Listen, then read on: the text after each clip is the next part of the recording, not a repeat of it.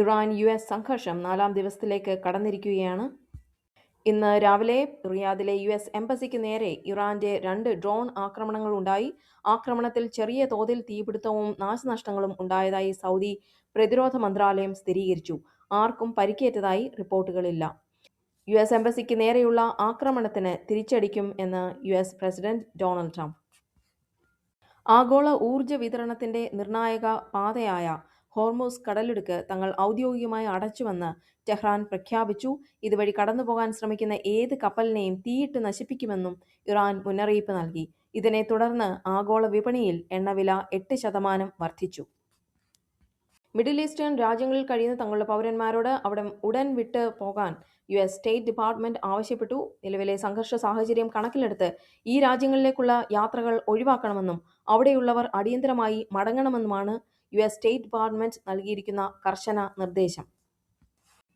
France തങ്ങളുടെ ആണവായുധ ശേഖരം വർദ്ധിപ്പിക്കുമെന്നും ആണവ പ്രതിരോധ സുരക്ഷാ കവചം മറ്റ് യൂറോപ്യൻ സഖ്യകക്ഷികളിലേക്കും വ്യാപിപ്പിക്കുമെന്നും പ്രസിഡന്റ് ഇമ്മാനുവൽ മാക്രോൺ പ്രഖ്യാപിച്ചു. ഇന്ത്യയും കാനഡയും തമ്മിലുള്ള നയതന്ത്ര ബന്ധം മെച്ചപ്പെടുത്തുന്നതിന്റെ ഭാഗമായി പുതിയ ആണവോർജ കരാർ ഒപ്പുവെച്ചു. കാനഡ ഇന്ത്യയ്ക്ക് യുറേനിയം ലഭ്യമാക്കും. പ്രധാനമന്ത്രി മോദിയും കാനഡ പ്രധാനമന്ത്രി മാർക്ക് കാർണിയും ചേർന്ന് $2.6 ബില്യൺ യുറേനിയം വിതരണ കരാറിൽ ഒപ്പുവെച്ചു. 2035 വരെ ഇന്ത്യയിലെ ആണവ നിലയങ്ങൾക്ക് ആവശ്യമായ യുറേനിയം കാനഡ നൽകും.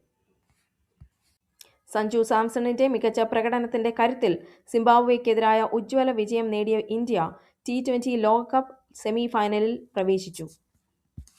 മിഡിൽ ഈസ്റ്റിലെ സംഘർഷം കാരണം എയർ ഇന്ത്യ, ഇൻഡിഗോ തുടങ്ങിയ വിമാന കമ്പനികൾ UAE, സൗദി അറേബ്യ, ഖത്തർ എന്നിവിടങ്ങളിലേക്കുള്ള സർവീസുകൾ താൽക്കാലികമായി നിർത്തിവെച്ചു.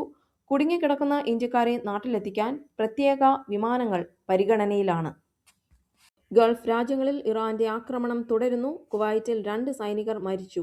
ഒമാനിൽ കപ്പലിന് നേരെയുണ്ടായ ഇറാൻ ആക്രമണത്തിൽ 3 ഇന്ത്യൻ നാവികർ കൊല്ലപ്പെട്ടതായി സ്ഥിരീകരിച്ച് DG ഷിപ്പിംഗ്. ഒരാൾക്ക് പരിക്ക്. യുഎസ് ഇറാനിലെ യുദ്ധത്തിലേക്ക് കൂടുതൽ സൈനികരെ അയച്ചേക്കും എന്നാണ് ഇപ്പോൾ അറിയാൻ കഴിയുന്നത്. നതാൻസ് ആണവ കേന്ദ്രത്തിൽ യുഎസ് അറ്റാക്ക് ചെയ്തതായി ഇറാൻ പറയുന്നു. റേഡിയേഷൻ ഭീഷണി നിലനിൽക്കുന്നതായും അവർ പറയുന്നു. ഗൾഫ് യുദ്ധത്തിൽ ഇറാനെ പിന്തുണയ്ക്കുന്നതായി ചൈന. ഇറാനിയൻ പരമാധികാരി ആയത്തുള്ള അലി ഖമേനിയുടെ വധത്തിൽ പ്രതിഷേധിച്ച് ശ്രീനഗറിലും ലക്നൌവിലും പ്രതിഷേധങ്ങൾ നടന്നു. ഇന്ന് ഇന്ത്യയിൽ ഹോളി ആഘോഷിക്കുന്നു. പലയിടങ്ങളിലും വിപണികൾ അവധിയാണ്.